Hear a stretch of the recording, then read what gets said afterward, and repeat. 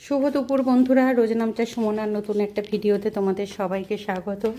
তো চলো আজকে বৃহস্পতিবারের মেনুতে কি আছে তোমাদের দেখিয়ে দিই।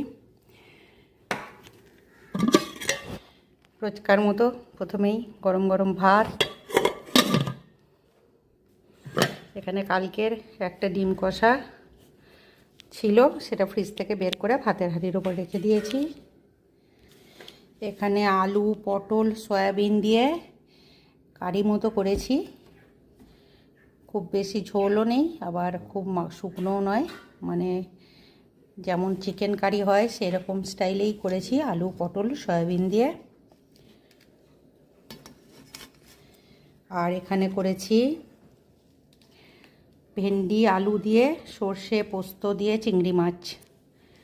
তো এই রেসিপিটা আমি ফেসবুক থেকেই দেখে করেছি, কিন্তু ওখানে টক দই দিয়েছিল, আমি এখানে টমেটো বাটার সঙ্গে কাঁচা লঙ্কা একসঙ্গে পেস্ট করে টমেটোর সঙ্গে দিয়েছি, আর পোস্ত, সাদা তিল আর একটু সর্ষে দিয়ে বেটে এই যে চিংড়ি মাছ দিয়ে করেছি। তো একটুখানি খেয়ে দেখেছিলাম, দারুণ টেস্ট, ভাতের সাথে হেভি লাগবে, গরম ভাতের সাথে। আর এখানে আছে ডিমের অমলেট। ব্যাস, এই হলো আজকের লাঞ্চ মেনু। ভালো লাগলে সবাই কমেন্ট করো, লাইক শেয়ার করে দিও। টাটা।